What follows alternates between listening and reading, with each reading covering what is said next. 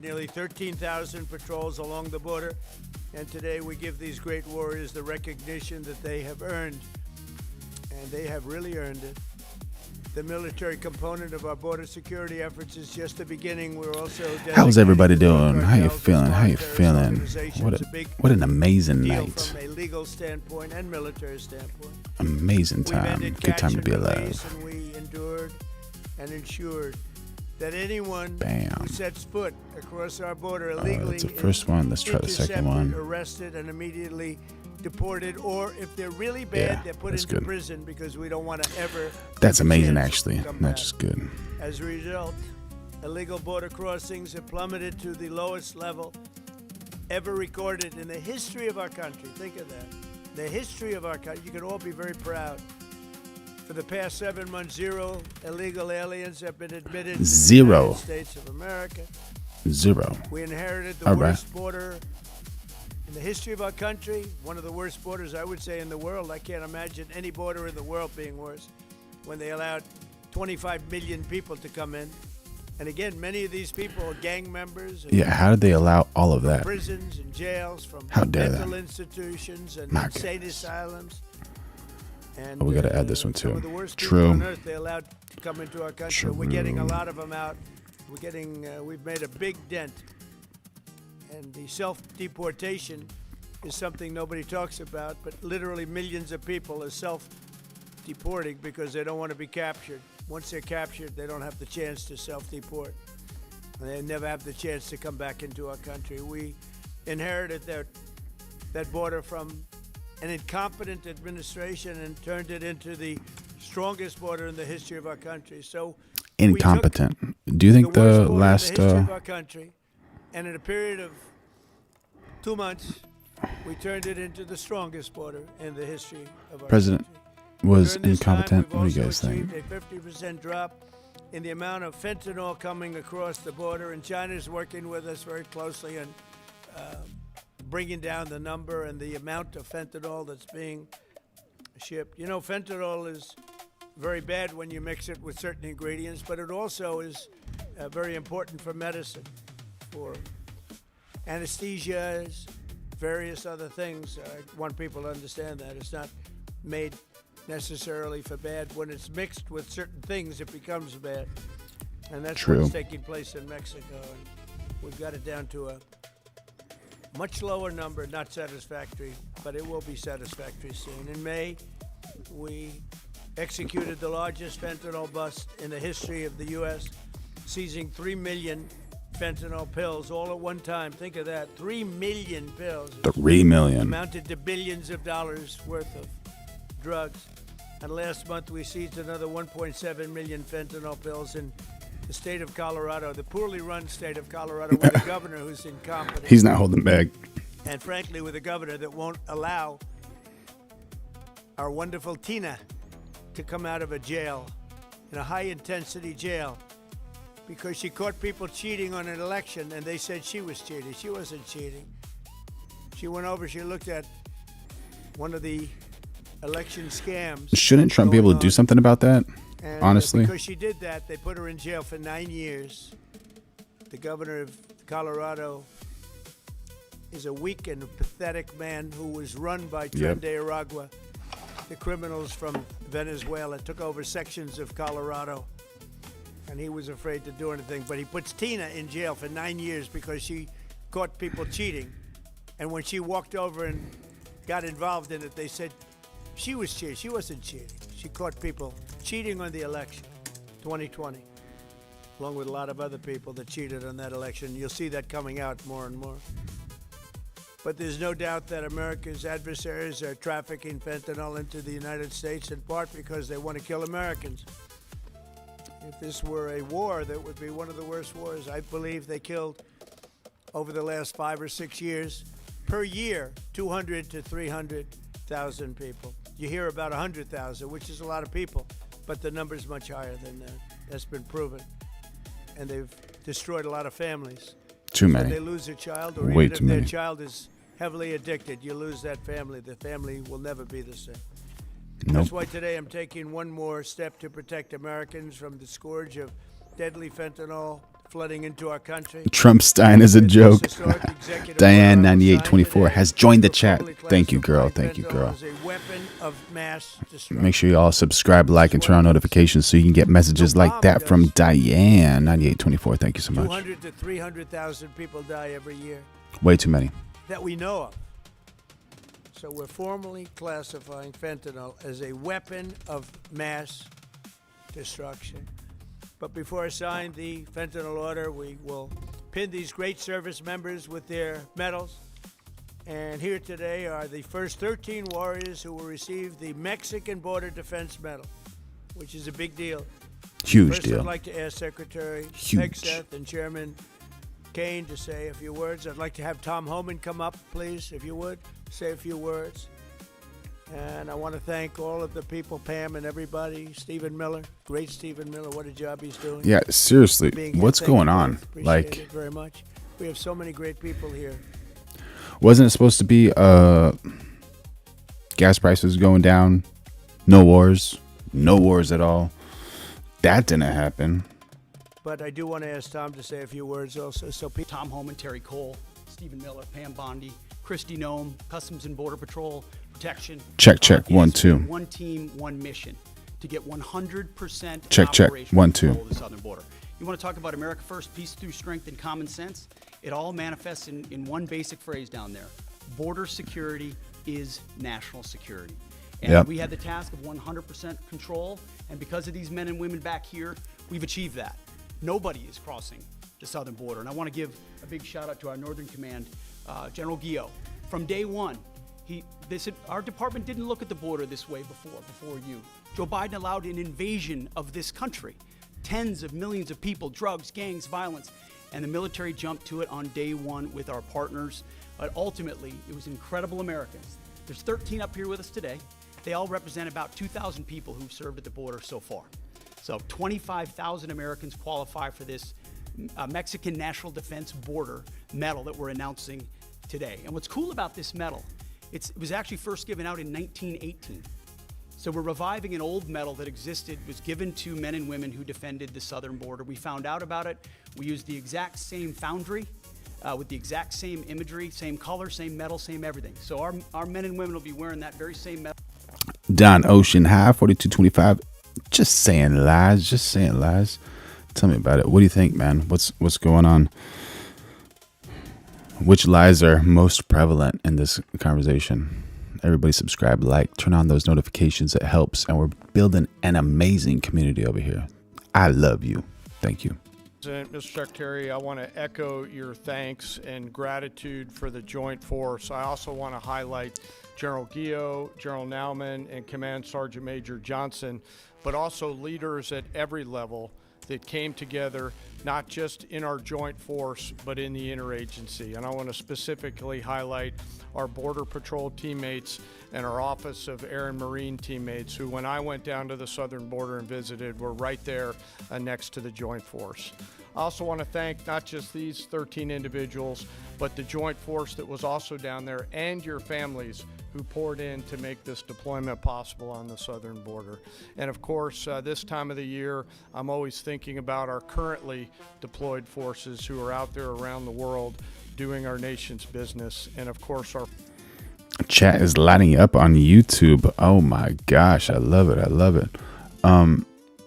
Let's see. All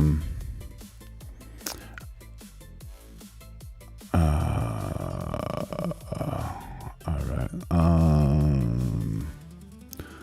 Where is that? Oh, TikTok's trying to ban me, dude? What in the world, bro? This is just conversation, people talking. You know, like, what's going on? Can't people just have a thing? Thank you, Diane. You're the best. Don Ocean lies. Oh my God, bro, I can't say that. The lying liar lies another lie again. Loch Ness a monster. Oh, I love your chats, everybody. Oh my gosh. They're still coming over the border today. Look at some of the bust of mules with truckloads of immigrants caught in they're still crossing the border. I didn't hear about that, Don Ocean High. If you got a link, please send it to me, man. That is awesome. You can send it to me on the Discord, on my YouTube channel, or on Instagram. Hopefully y'all subscribe. Thank you so much. It helps so much. Pete is a drunk while supremacist and a N-word lover. 1219 Vaughn. It's strange how 13 died in Afghanistan when they left, and 13 people died with Iran, and now they have 13 people right here. Yeah. It's so weird how sometimes they play with numbers, bro. Not to get all conspiracy theory, but for sure. Let's see. 1, 2, 3, 4, 5, 6, 7, 8, 9, 10, 11, 12, 13, 14, 15, 16. Maybe there's 13 someplace else, but maybe in the other shot there was 13. I've done numerous investigations in that. Sex trafficking was historic highs with the open border. Fentanyl, historic highs that killed 250,000 Americans. How's the audio? Is it okay? Terrorists that came across the border. Record, historic. What happened under the Biden administration was the most inhumane thing I've seen in my lifetime. Now that the border is 96% decline, 96% less people are coming, how many women aren't being raped? How many children aren't dying making that journey? How many women and children aren't being sex trafficked into this country every day? How many known suspected terrorists aren't just walking across that border? President Trump and this administration is saving thousands of lives every month. Hard stop. That's just a stone cold fact. I'm just proud to be a part of this. I work with Steve Miller every day. Steve Miller is one of the most brilliant people I've met in my entire life. President Trump brought together one hell of a team here. And the success proved. We all working together, one team, one fight. What do you guys think? Should I end the live so I don't get banned on TikTok, or just keep it going and see what happens? We're not done yet. We're going to keep going. And keep on going. We're going to continue saving thousands and thousands of lives. Secure border means strong national security. Secure border saves lives. Thank you.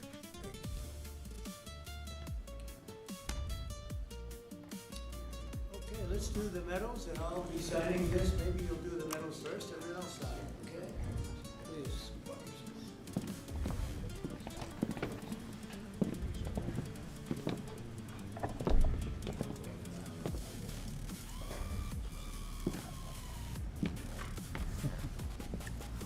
Nice medal. It's not bad.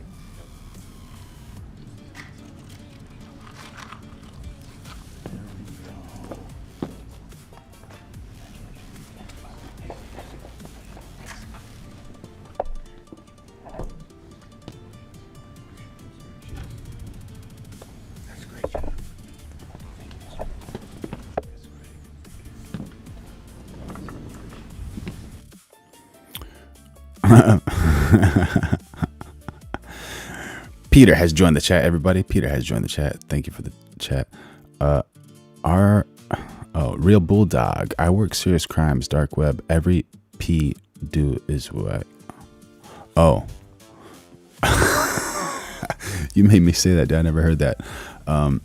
That's wild, dude. That's wild. Hopefully all of those crimes are stopped forever. And what is a good deterrent for that? You know, like, I was always curious, what would be the best deterrent? Like, say for instance, if that person's into like that stuff, maybe just go for midgets, right? Don't even mess around. Like, go for midgets. Your thing is midgets. Don't mess around. Or you like, you don't have the ability to communicate, midgets with Down syndrome. You know, I don't know, dude. Come on, dude. Do something correct with your life. Thanks for the chat, Real Bulldog.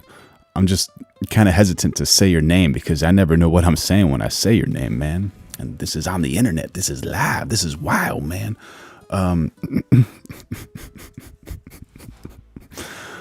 But I gotta say, I respect you and thank you so much for bringing the jokes out today, even though that's not really a joke, but I kind of try to make everything into a joke if I can. Where did that other one go? Oh, here it is. Yeah, so make sure y'all subscribe because I need you and I love you, and we're making an amazing community over here. David Blackburn 3396. They are all thinking, whose turn is it to change Trump's diet? I just heard a study today that it's like only 18 to 29% of people are like actually supporting Trump now. He's getting really bad poll numbers. I don't know. But to tell you the truth, like whether you like him or dislike him, would you rather listen to him for an hour or Biden or Kamala? You know, I don't know. I just think Trump is just so entertaining. I don't like necessarily agree with everything he says, but he's like a businessman. He's entertaining. And obviously he lies, you know. He said there's going to be no more wars. Gas prices are going to go down. Did that happen? I just paid like $2 more than I did 4 months ago for gas. Don Ocean High. Bus number 1 is if they counted all these people crossing the border by Border Patrol, wasn't their job to go arrest those illegals? You show me the executive order. I don't know, bro. I don't know.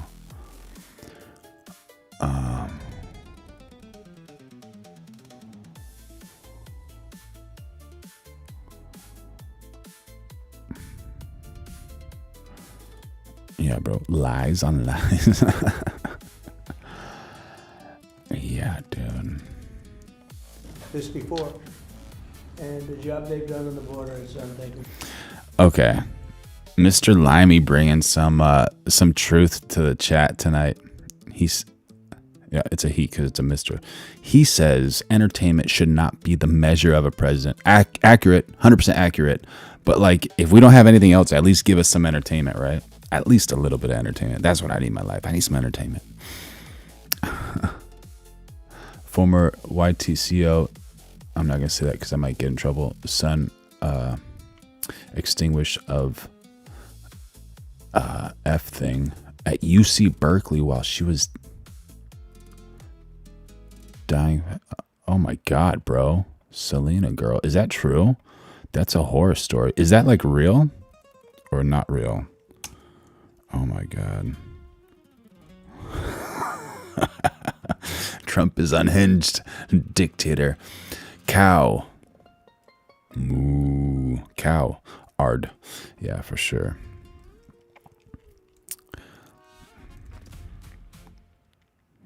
Having to do with January 6th that I didn't say.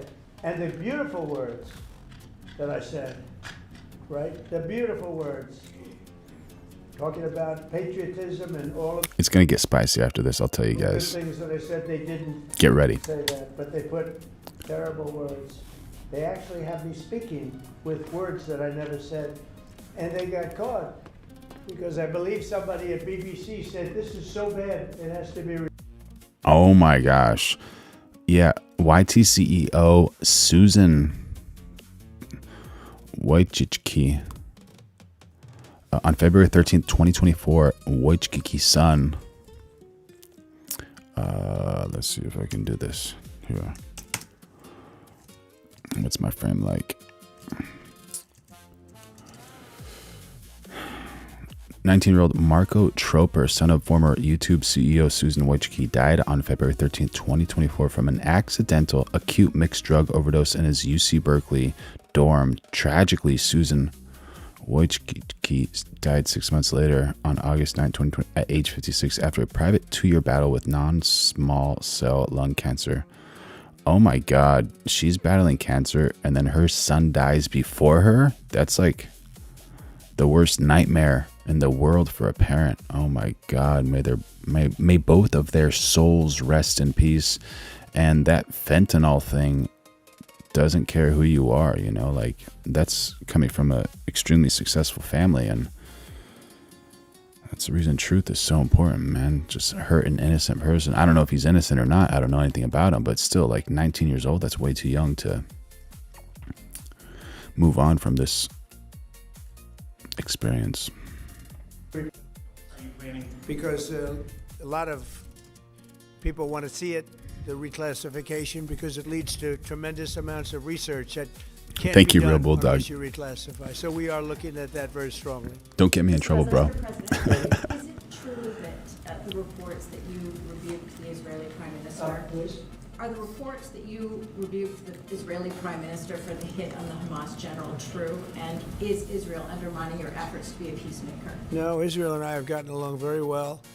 My relationship with Bibi Netanyahu has been obviously a very good one. Look, we took out Iran. We wiped out, with that plane right there, we wiped out the B-2 bomber. We wiped out the Iran nuclear threat. And because of that, we were able to make peace in the Middle East. No, we've had a very good relationship with Israel. We actually have a very good...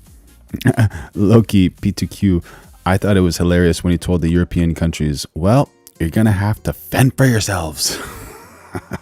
I think I heard something where he was like, you got to get your own oil. good relationship with just about everybody in the Middle East. Violation of the ceasefire, the strike on the Hamas general? We're going to have to, we're looking into that. Yeah, we'll look into it.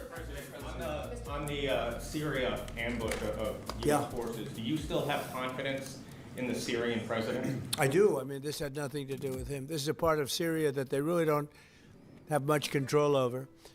And it was a surprise. He feels very badly about it. He's working on it. He's a strong man. And no, this had nothing to do with the Syrian government. This had to do with ISIS. What will the U.S. response be? As a response, they'll be hit hard, yeah. Make sure y'all subscribe. I need you. I love you. And we're building an amazing community here. And we're also going live every single day of 2026. Javier Negre, Real America's Voice on Español. First of all, thanks for honoring these Thank you. heroes. The communists have lost Chile. The pro-Trump candidate, José Antonio Cast, won the elections. Oh, real bulldog dropping in the heat. Coward is the draft dodger, and the rest is self-explanation. Did he dodge the draft? What? Do you think this right-wing wave in the Hispanic world is due to your influence? Well, we just had a good one in Honduras, as you know. Had a great election there. I endorsed somebody that was not leading, and he won the election. And we had a good one just a couple of hours ago. I found out in Chile, the person I endorsed, who was not leading, ended up winning quite easily. So I look forward to paying my respects to him. I hear he's a very good person. Yeah. Mr. President, thank you, Mr. President. Oh my God, This year you bro. fired Democrats from a number of federal agencies, and now going into... Donald Trump received 5 draft deferments during the Vietnam War, 4 for college and 1 for medical reasons. In 1968, he was diagnosed with bone spurs in his heels, providing a medical exemption that allowed him to avoid military service. Critics often cite this as draft dodging, while supporters note he followed legal existing procedures.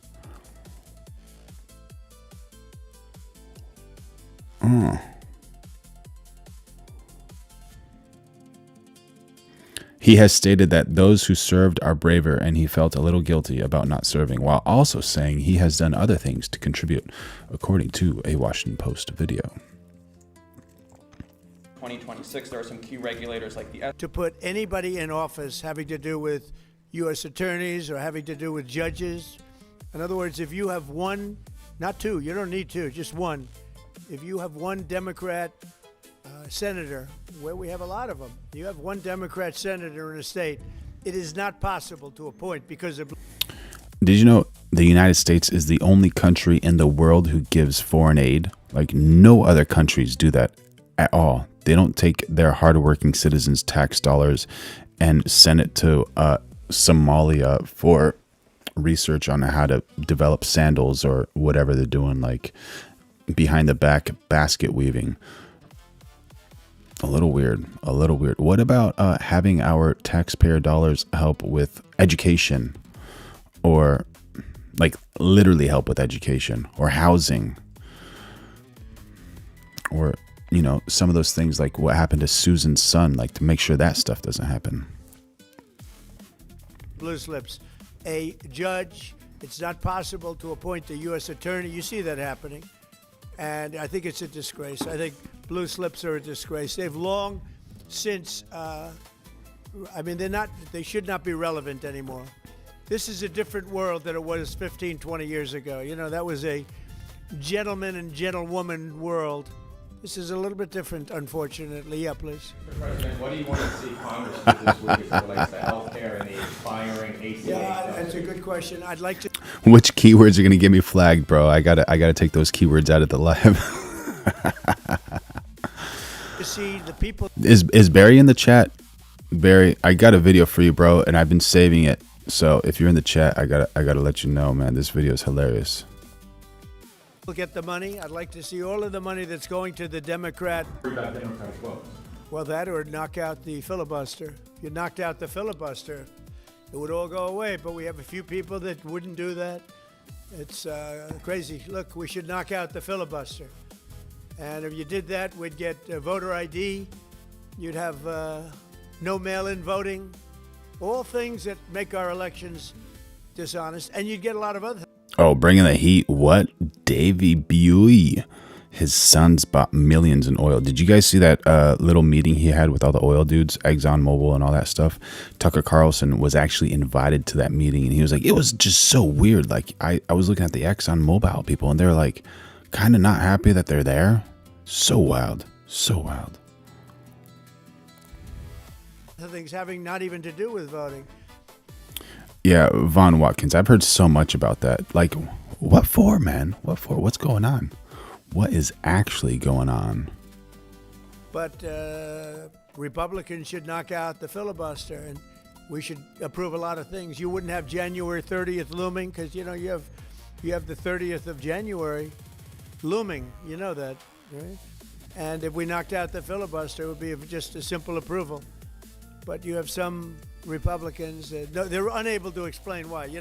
If you ask them why, they're unable to explain it. They cannot win the debate. But they should knock out the filibuster. And frankly, they should get rid of the blue slips too, yeah. Mr. President, the Democrats won Miami where you won the election 1 year ago. Do you think it's because of the Hispanic media like Telemundo that are publishing fake news about the ICE operations? How do you plan to win back those votes for midterms? Yeah, well, I won that whole election. And, it's interesting. When I'm not running, we don't do as well. And I'm going to try and get that changed for the midterms. But we did have a big win in Tennessee, as you know. Matt Van Epps had a big win in Tennessee against a very strong candidate, attractive candidate, who a lot of people thought would do very well. And Matt won by a lot. And I won Tennessee by a real lot. We had a great election. We won every single swing state. We won the popular vote. We won everything.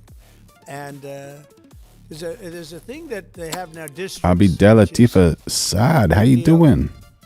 I think in Welcome a way to the it's chat. the most important stat from the standpoint of, looking at numbers accurate. Subscribe, like, turn on notifications because we're going live every day of 2026. Thank you. Out of thousands of districts, I won 2,750. They look like people. Our taxpayer dollars go to enriching the elite criminal class, unfortunately. And how can that be fixed, man? Or will it ever be fixed? Or that's just part of it. That's tax, USA tax. Versus 525. Think of that. 2007. President Putin wants to see it end. I've had good talks. We've had good talks with Russia. And I think they'd like to get back to a more normal way of life. Mr. President, follow up there. An Article 5 deal seems to be emerging without. B Diamond 545 forgot to add the filter, and we love it.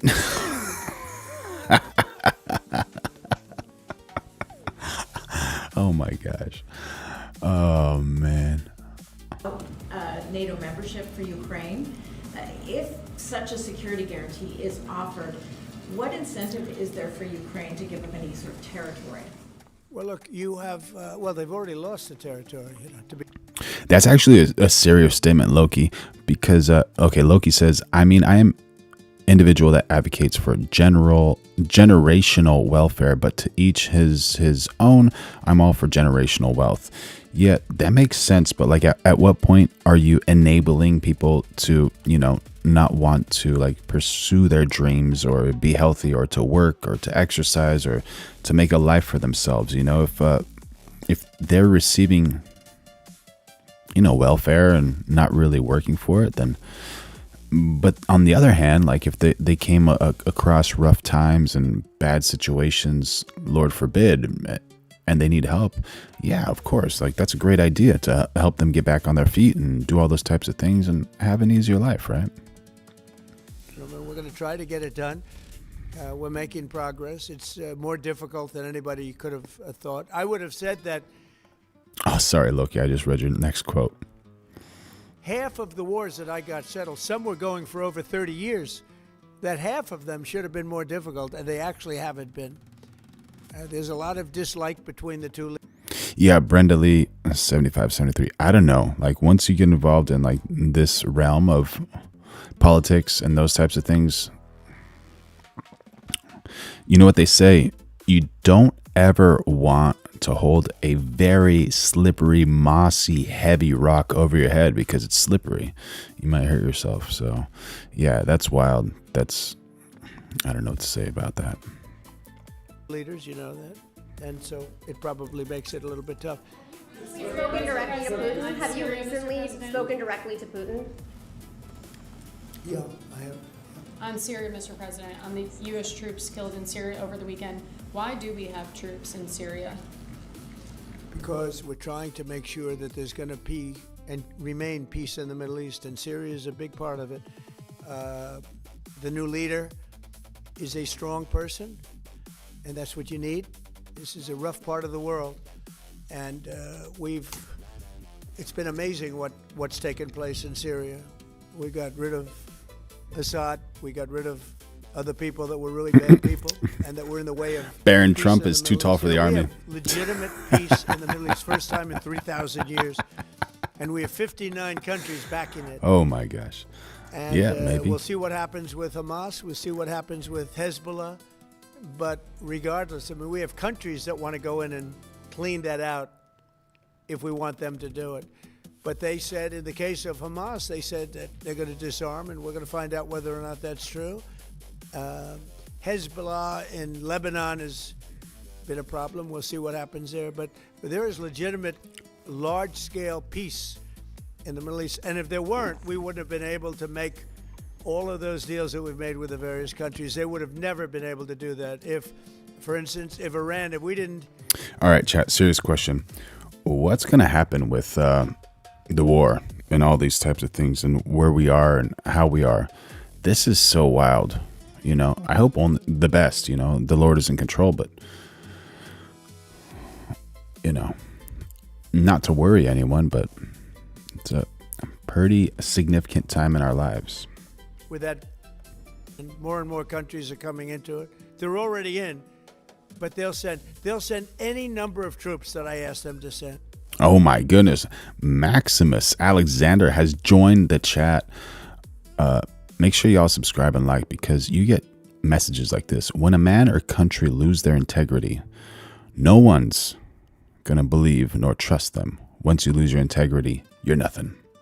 Well said, well said. Yeah, please subscribe and like. We're going live every day of 2026. They want to see peace. We have more than 59 countries. We have many countries that aren't even in the Middle East, but they're fairly close to the Middle East. They want to be involved. So, absolutely. I think it's not just the Democrats, but definitely Democrats are known to bring out those policies.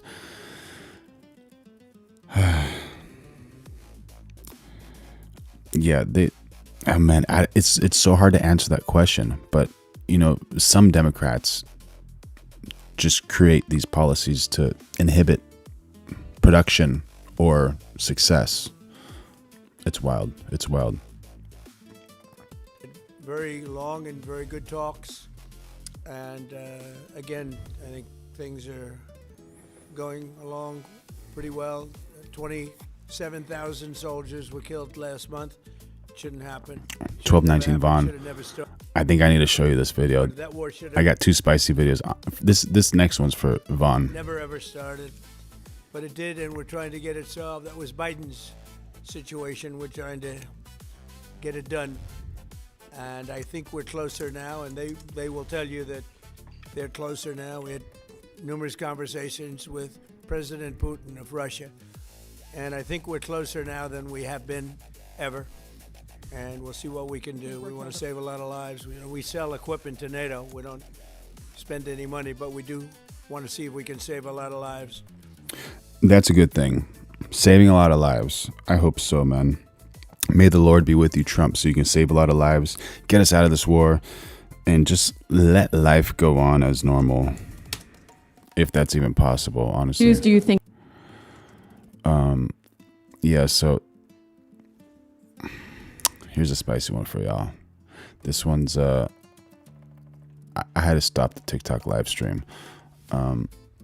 Kick's still on, but yeah, I'd get banned for this one. On Tickety Talk. You guys want to know the reason? Well, I guess because we're always just trying to find the truth. How many Jews do you think were killed in the Holocaust? 271K at best. 6 million. Wrong. You think it's 6 million? I know it's 6 million. Are you Jewish? What do you think? Probably. Brenda, I agree with you. We should not ever be in a war. Like, this could have like completely been avoided, honestly.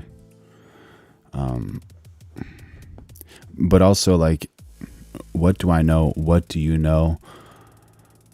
I think there's like a lot of stuff that we don't know, and like that's part of like what we're doing here is like trying to figure out like what the actual truth is. And we're developing an amazing community over here, so yeah, happy to have you all on board. Are we surprised at this point? What are you going to do about it? So, okay, let's go through this. What are you going to do? Are you Israeli or no? Am I what? Are you Israeli or no? No. American, but Jewish? Jewish American? Yeah, Jews exist everywhere. Sure, okay.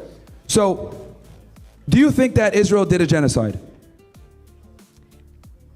That's a complicated question. Oh. How wild is this? So she's bringing in the heat to him, and then he's like, "Oh, you want to do some of that hot stuff with me?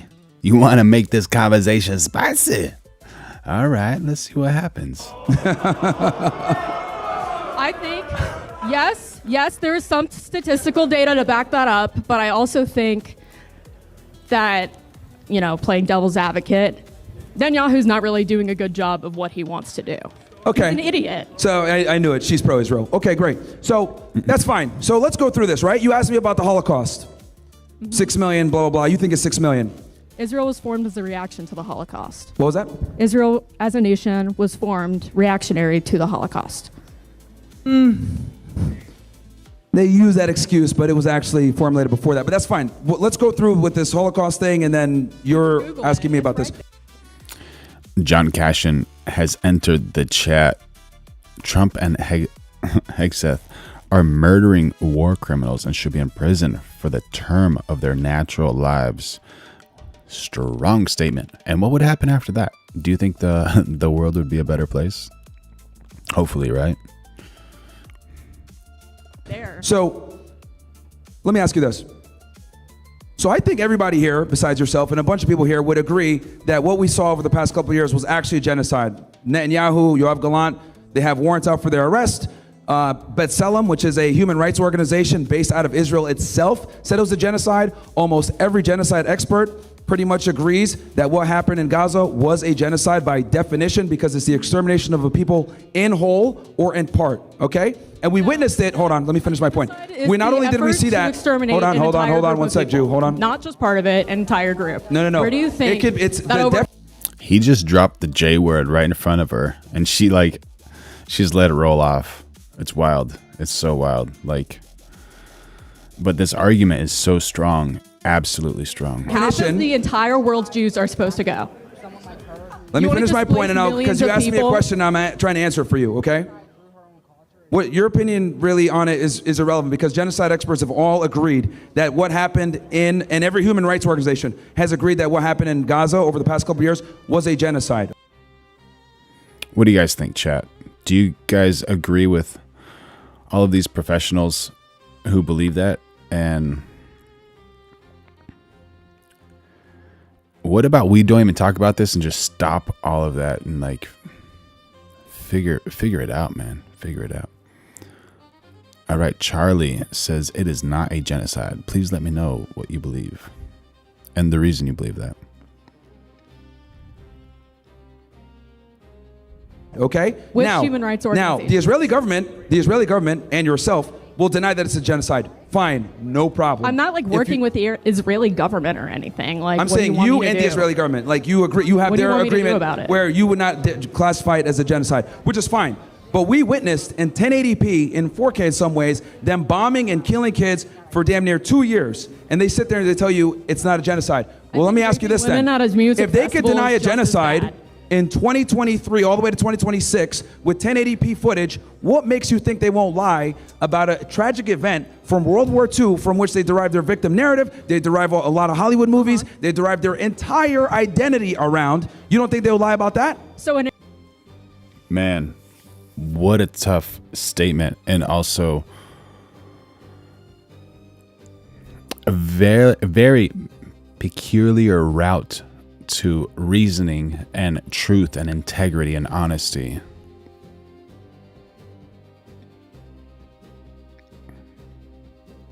Narrative other than yours is just completely null and void. Say that again? There's really no possibility that everyone is lying about this. About the Holocaust or genocide? Israel. You're missing the point. You're missing the point. I'm saying the same people that say it was 6 million deny a genocide that happened in front of us. You don't think that they would lie when there were no camera footage and there was way less evidence? Can you pull up some footage? Of Gaza getting bombed? Yeah. Look it up. If you have the facts to back it up, let me see. Okay, you can, do this. Go on Twitter, type in Gaza, and you're gonna see kids getting bombed and killed, literally blown into pieces. Okay. Okay? If I look up and with all that footage, Israel still says it wasn't a genocide. So I'm not gonna believe them that it was 6 million. I watched videos of Israeli women getting raped, and people like you say they deserve it because of their nationality. It's wrong. I did not hear him say that in this argument. Maybe he said it in the past, but I did not hear him say that at all. It's fucked up. Okay. Yeah, they tortured kids. Yeah, you're right. Well, number one, children too. Number one, I never said that they deserved the rape, ever. You're misquoting me. Number two. Very good idea to establish what he actually said and what he actually meant, just so things do not get taken out of context. Do you have proof of the rapes? Do I have proof of what exactly? The rapes. The rapes? Yeah, because I saw that 40-minute video you're referring to. There was no rapes in it. Let me see. And there were no beheaded babies either. Here, I'll let someone else ask a question. I'm going to look this up, and can you come back to me? Go for it. All right, cool. But there's no beheaded babies, babies in ovens, all lies. All lies. So it seems like there's a lot of lies happening from a few people. Oh. And the lie came, you can look it up, a guy named Yossi Landau. He was one of the first people to make that lie up that he saw beheaded babies when he first arrived on the scene. And then when they pressed him on it, what did he say? Oh, I was using my imagination. Like what? That claim that he made was ran with the whole Western world and Netanyahu to justify the aggression against Gaza. So, hey, So that was the actual catalyst to move forward. And then instead of saying that's actually what happened, he said that was from my imagination. If they could lie about that, I don't think it's 6 million. When we all have evidence of the contrary to what they were doing.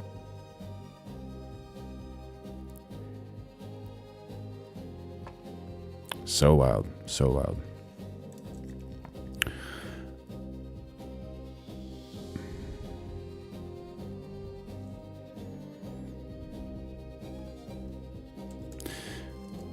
It would just be so amazing if we could just grab the truth, the absolute truth. To the world by dumping FBI Director Kash Patel's personal emails, exposing humiliating details like Indian bank accounts and secret trips to Havana, Cuba, not for business, but for pleasure. But here's what the corporate media won't touch. Iran didn't hack Patel, they hacked Israel, they hacked Mossad, just as we've been reporting for months. That's right, The sitting FBI director's entire personal inbox was sitting on Israeli servers. Israel holds the compromat on one of America's top law enforcement officials. And it gets darker. The Handler hack team says this is only the beginning. They've got more. Just to, or was it you, the person who said all of them are light colored? All right. Kash Patel and his former deputy Dan Bongino played active roles in the cover-up. Before we dive in, subscribe to the channel if you haven't already, and join the People's Voice Locals community to join our incredible community, support the channel, and gain access to exclusive and uncensored content. Kash Patel's year from hell just got a whole lot worse. The same man who botched the Epstein Files release, and who's been covering up the Charlie Kirk assassination investigation, just had his personal emails hacked by Iran. 15 past with the breaking news. Reuters is now reporting Iran-linked hackers are claiming they have breached the personal email inbox of FBI Director Kash Patel. Those hackers have published photographs of... By the way, chat, when it was first released, we were like one of the first ones to get that video. And it turns out that Kash Patel video where we were like laughing hysterically and dancing, that's not real. And, you know, I just... Even though we had fun, I need to tell the truth and tell you guys that, you know, it's not real. So, but it was fun to watch, fun to laugh at. Patel, along with his purported resume and what appears to be personal correspondence dating between 2010 and 2019. The hack does not cover his time as FBI director, but it does allegedly cover the time he worked in national security and counterterrorism at DOJ. And depending on how far into 2019, possibly his time on the National Security Council. And the mainstream media, they're not giving you even half of the story.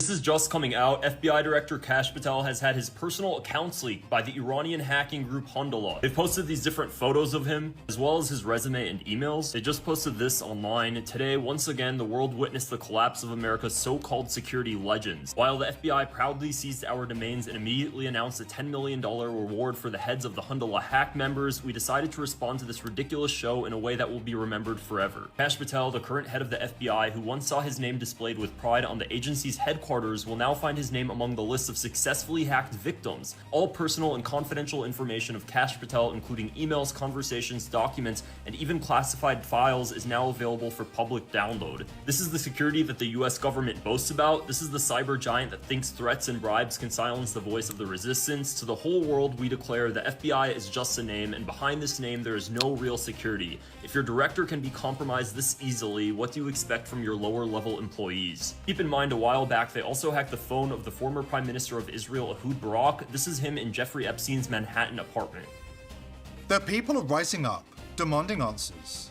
How can the director of the FBI be so breathtakingly incompetent that he can't even protect his own personal emails?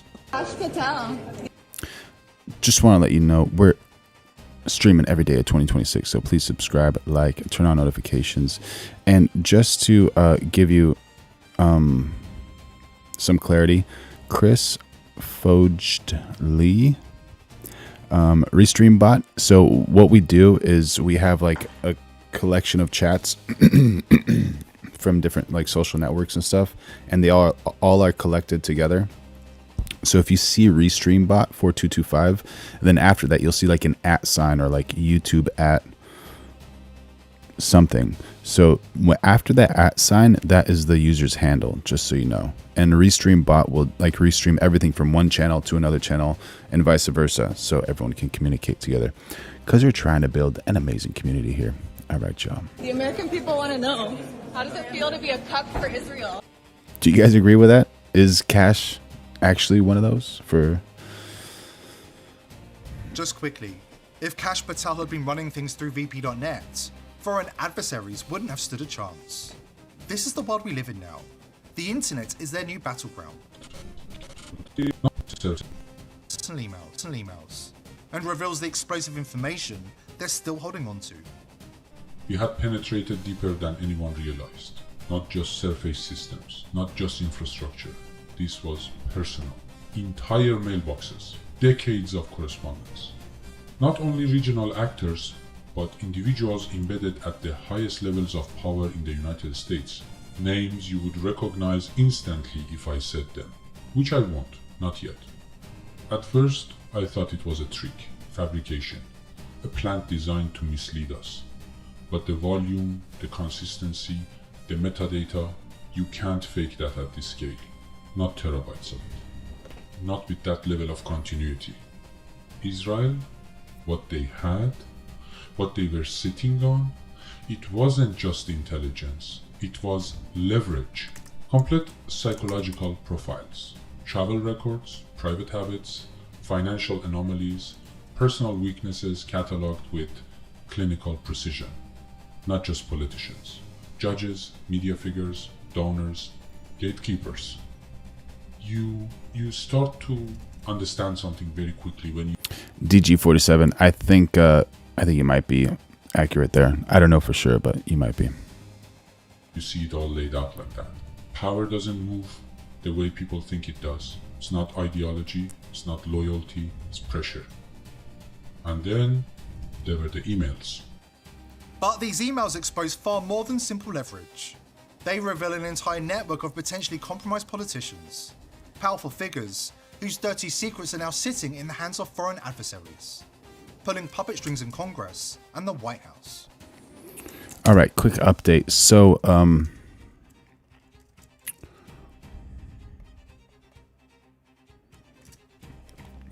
politics latest. Starmer to deliver cost of living update after latest Trump tirade over Iran war. Prime Minister due to speak at Downing Street after vowing to protect British people at home and abroad. All right, Sir Keir Starmer is set to deliver an update on the cost of living in the UK amid fears of soaring energy bills sparked by the Middle East conflict. My goodness, D-State to immediate support for drivers. The update comes after Donald Trump, your favorite, Mr. Donald Trump, alleged the UK was among several countries that can't get jet fuel in his latest tirade ahead of the Easter bank holiday weekend, a claim which industry body Airlines UK has refuted.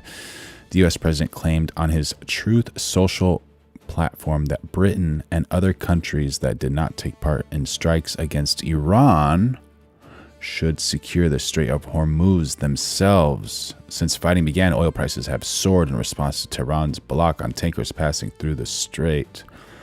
What do you guys think about that? If they're not helping to stabilize the Strait of Trump, the Strait of Hormuz. Did you guys see that video? He's like the Strait of Trump. Then they got to get it themselves. That makes sense. That now I understand the reason Trump said that. He's like, you want oil? Go get it yourself. Oil prices have soared in response to Tehran's block on tankers passing through the strait. Mr. Trump wrote, you'll have to start learning how to fight for yourself. The USA won't be there to help you anymore, just like you weren't there for us. Oh, man. 8 minutes ago, Starmer to hold press conference in minutes. What is PM set to say? Sir Keir Starmer is due to speak at a press conference at Downing Street at 10 a.m. Very, very cool.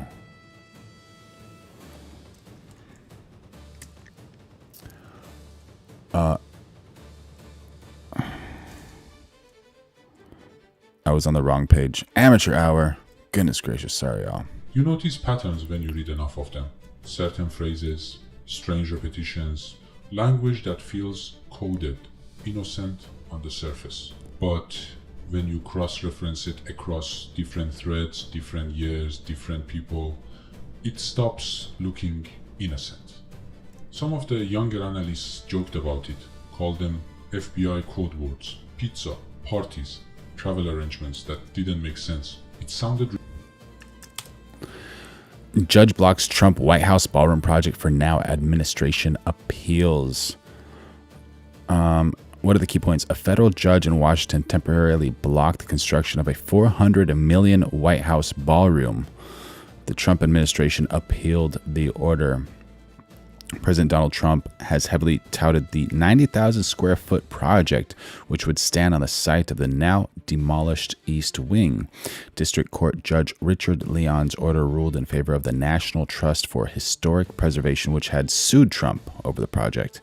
Leon said construction must stop because no law comes close to giving Trump authority to build at the White House without authorization by Congress. Architect Shalom Baranes shows elevation drawings for a new $400 million ballroom at the White House to members of the National Capital Planning Commission on January 8th, 2026.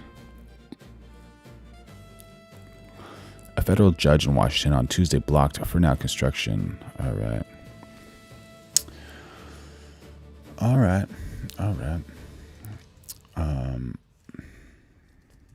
All right, I guess it's time for the spicy stuff. I hope y'all are ready.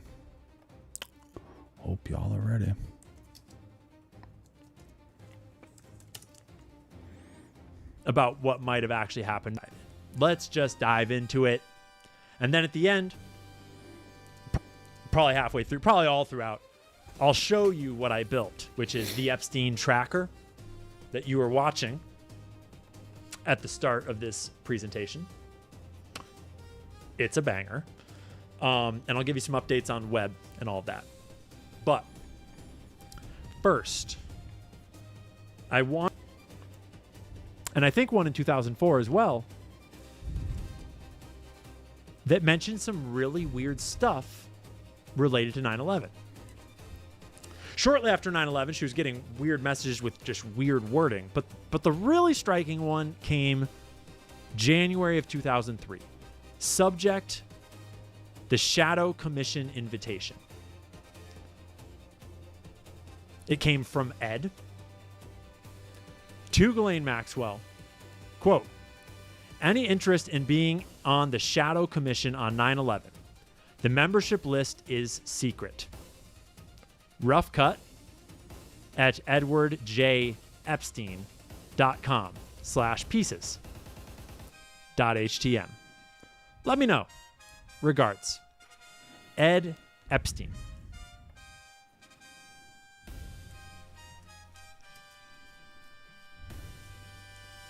Probably nothing, right? Sounds like nothing.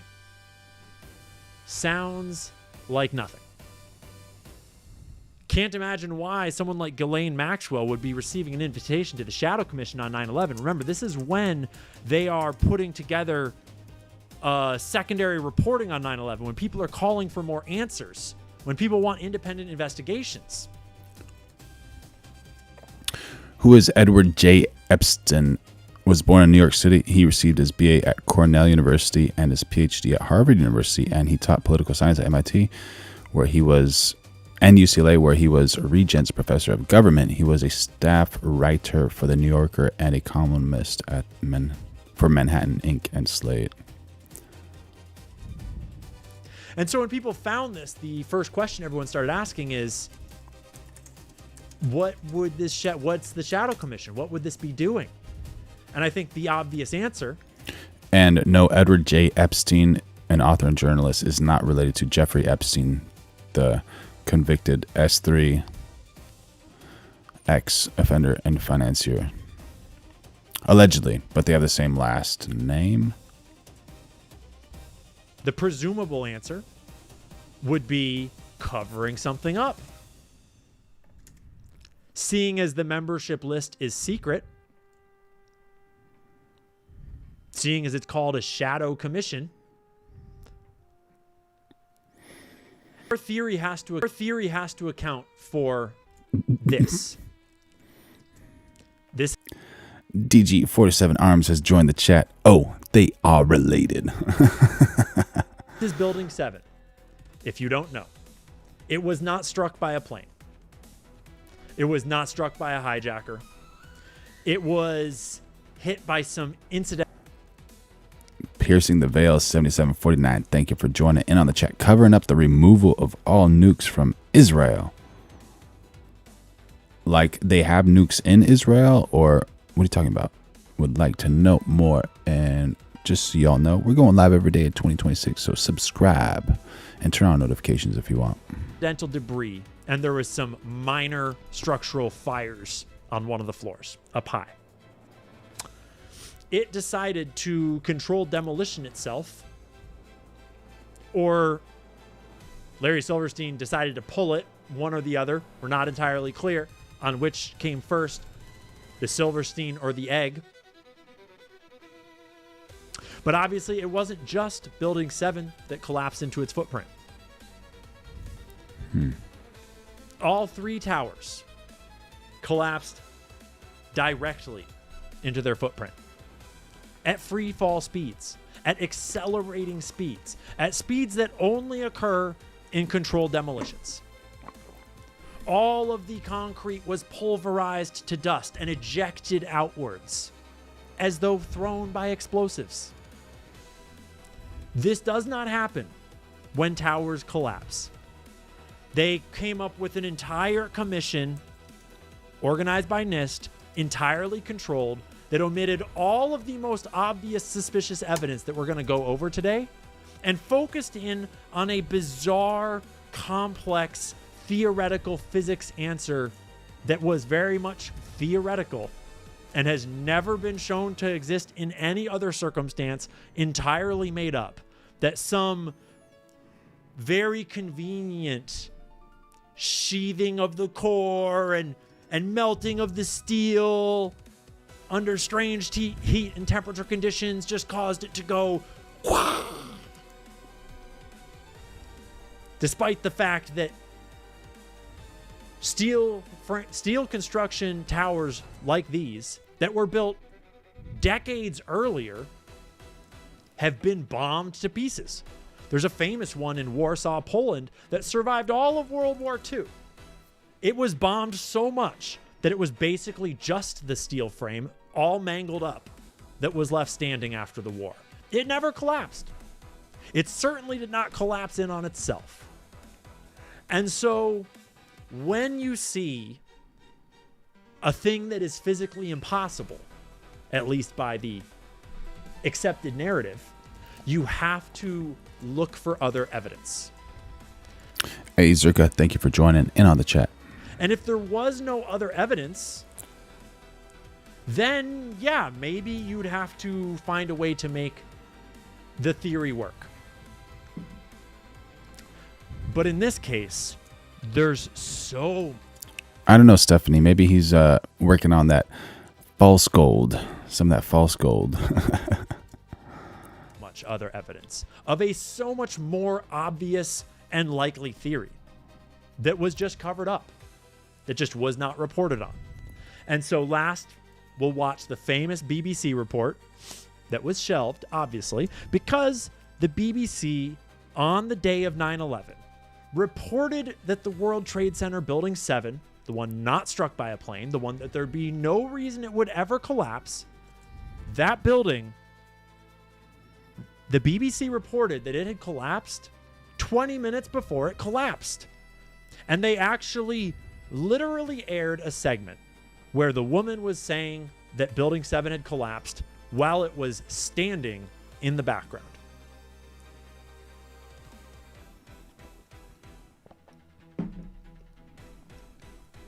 Few hundred yards away from where the World Trade Center towers were. And it seems that this was not a result. Oh. I must have clicked on a link. Now, more on the latest from where the new attack. It was because the building had been weakened. Icarus Glass. Anything about Egypt mentioned? I don't know what you mean. What are you talking about? Would love to know more. Would love to know more. During this morning. And we're going live every day at 2026. So make sure y'all like, subscribe, and turn on those notifications. It helps the channel and the community grow. Because the building had been weakened. More now about that from... But remember, this report is aired. Announcement before it collapsed. How is that even possible? closed off as the rescue workers try to do their job. But this isn't the first building that has suffered as a result. We know that part of the Marriott Hotel next to the World Trade Center also collapsed as a result of this huge amount of falling debris from 110 floors of the two twin towers of the World Trade Center. As you can see behind me, the Trade Center appears to be still Tara Matthews, how you doing? burning. We see these huge clouds of smoke and ash, and we know that this is a real report. An empty Oh man, hopefully your brother is doing good, I did not hear anything about Egypt, but let's check it out. That really did air. What was a very familiar New York skyline, a symbol of the financial prosperity of this city, but completely disappeared now, and New York is still unable to take on board what has happened to them today. So,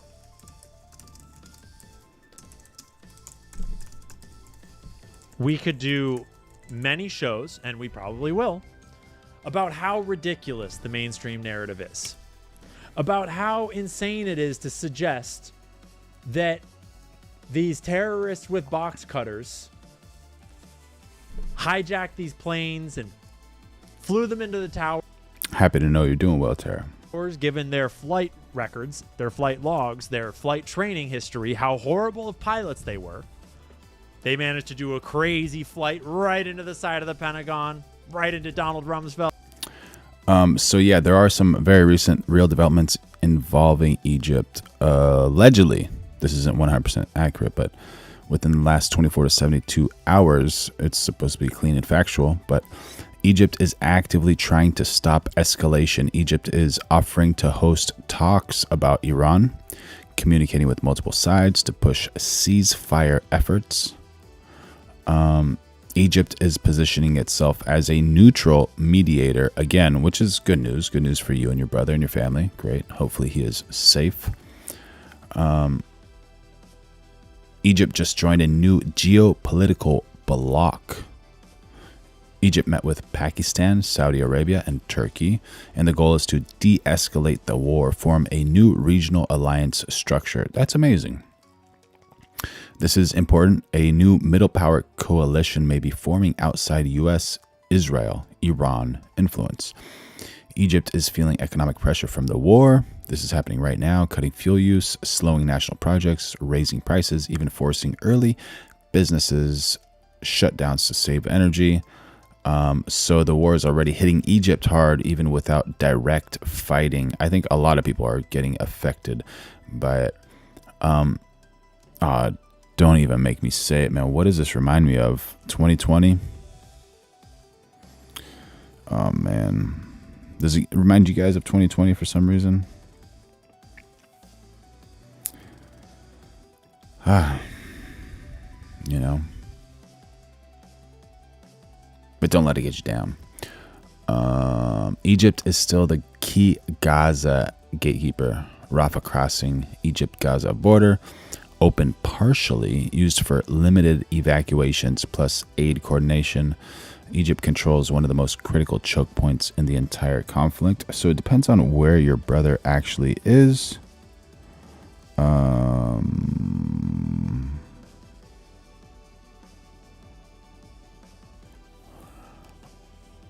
And there's quiet military positioning under the surface. Egypt has increased troop presence in Sinai, S-I-N-A-I, mobilized forces to prevent spillover.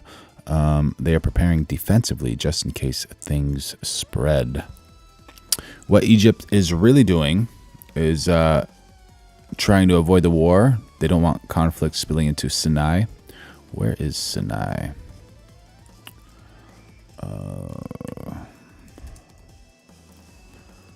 Peninsula in Egypt.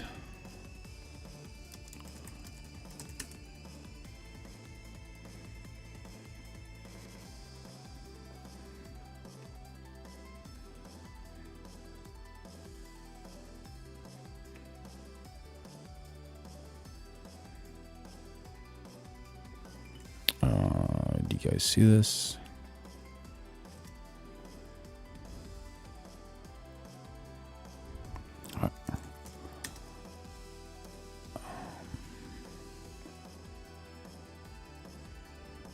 I don't see it here, but it's supposed to be sitting out here. It said it was on the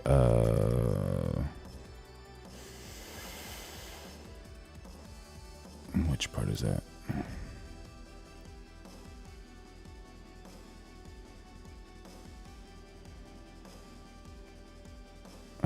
Rafah crossing Egypt-Gaza border, so it should be up here someplace.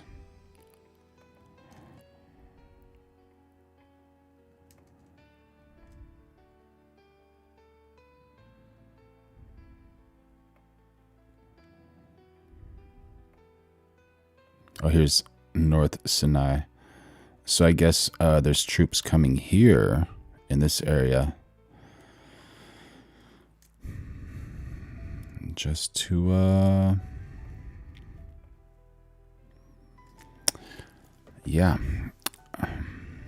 increase troop presence in Sinai.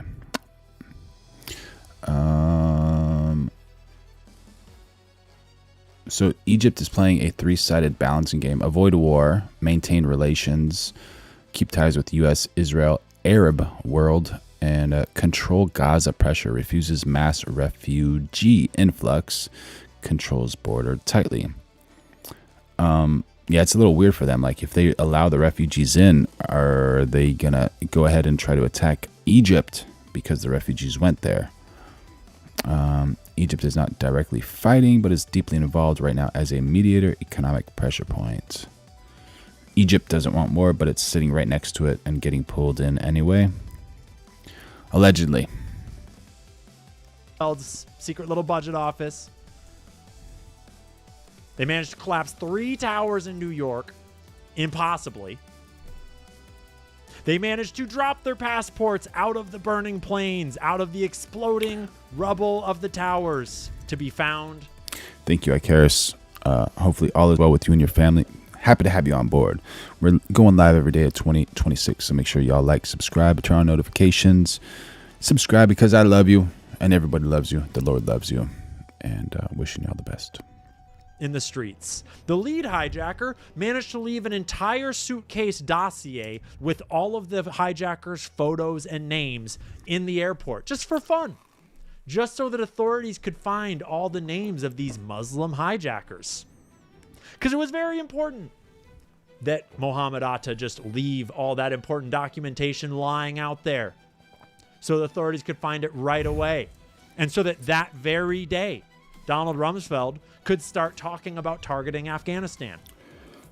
Ladies and gentlemen, President Donald J. Trump has entered the chat.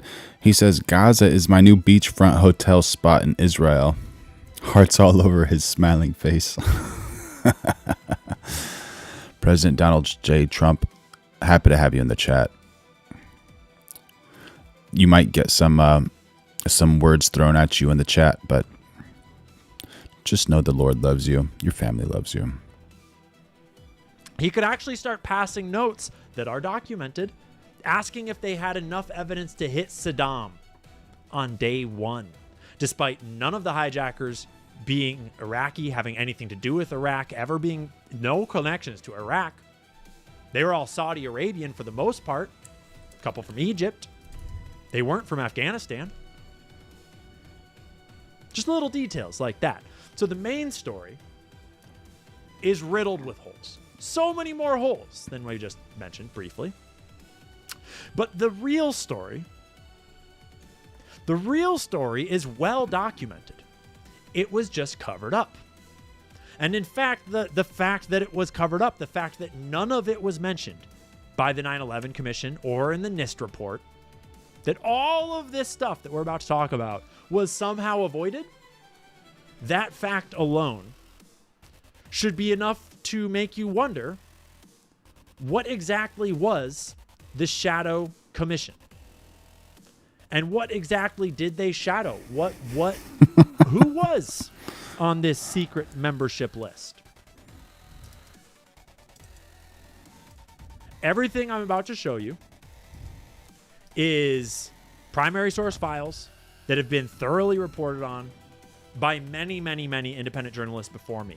I am not breaking any new ground today.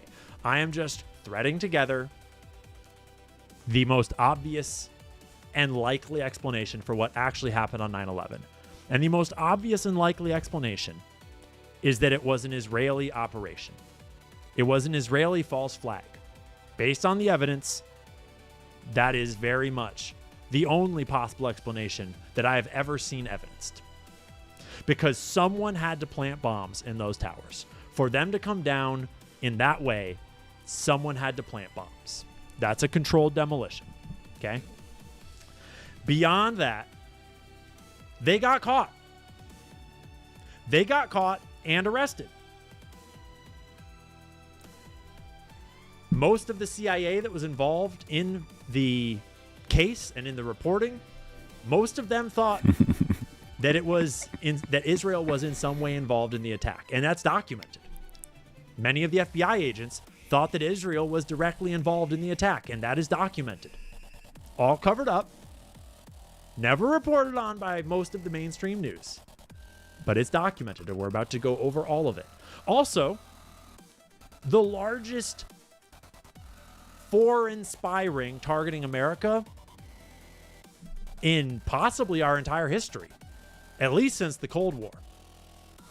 The Israeli art student spy ring was a massive Mossad spying operation targeting American government buildings and American government officials all across the continental United States for the entire year of 2000 and 2001, leading into the attacks. And we'll look at evidence carefully compiled by very good journalists that clearly demonstrates that many of these cells just so happened to overlap directly with the various residences and training areas and locations where the Arab terrorists resided in the U.S. Almost like they were being surveilled and guided along their path by Mossad.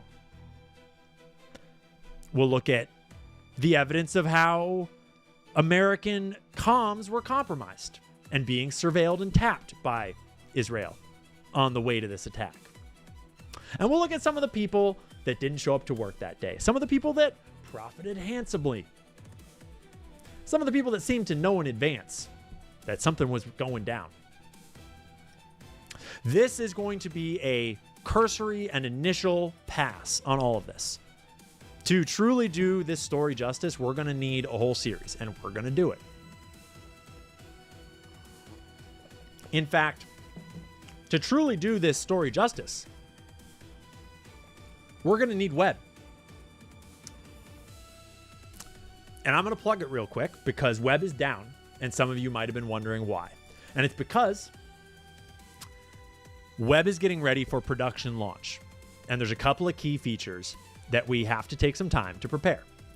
One of them is we're loading in all the 9/11 files so that all of you, all of us, can use the power of web to search through all the available 9/11 documentation and ask these questions for yourself. Like, hey, what were the names of the Israeli moving truck company employees that were arrested? Hey, what did they admit under polygraph? Who was responsible for them being deported back to Israel? What's the deal with the structure fires? Were they ever investigated? What was Larry Silverstein's insurance policy? All of that and more, you'll be able to ask web with the 9/11 files loaded in there. But furthermore, we're preparing the system that will allow you to upload your own document sets. Now, you probably won't want to upload massive document sets like the Epstein files, 9/11 files, because it actually costs quite a bit to process documents.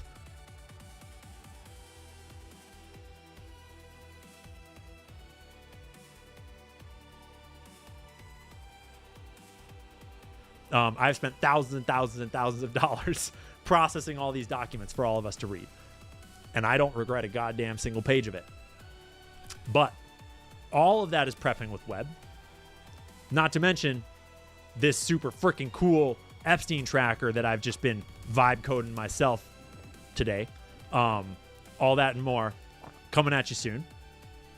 So web is down for a couple of days. And we intend to have it back up, live, and launched in its official form, hopefully on Monday. So who's going to do like the quality assurance, like to make sure that the things that get in there are actually accurate? So thank you for everybody that beta tested it. The beta test is now closed, if you don't know. Appreciate all of you. Loved having you. Give it a couple days. We'll announce it when it's back. And oh boy, I cannot wait. But as far as 9/11, as far as Israel goes, everything that we're going to go over today, I'm just going to show you sources. There's many more sources than what I'm going to show you, but I'm going to show you sources. Primary as much as I can. And if you want to dig into them, I would invite you to search for things you see on the screen. To search for keywords, to look them up yourselves. Momentarily, they'll all be on web, and you can use that to look into it. Okay. We'll skip the key finding. Well, no, we'll skim the key findings at a glance, and then we'll roll into the main reporting here. Okay. Number 1, 5 Israeli nationals were arrested on 9/11 after being observed celebrating and filming the burning towers. These are the famous dancing Israelis. We'll get all up in them in a minute. A 61-page DEA report documented about 140 Israeli nationals posing as art students, systematically targeting federal facilities. One of the largest spy operations that has ever targeted. For the chat, just to give a sharp synopsis of 1984. A man tries to think freely in a world where even thoughts are controlled. America. This was all through 2000 and into 2001. Number 3, Israeli messaging company Odigo confirmed that its employees received warnings about 2 hours before the attacks.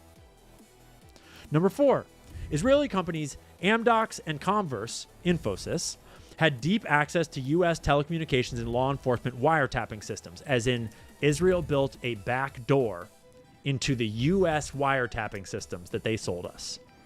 Hey, y'all, we're going live every day of 2026, so make sure you subscribe, like, turn on notifications, and we're going to be back in about 5 or 10 minutes. I got to restart the stream, so make sure you subscribe.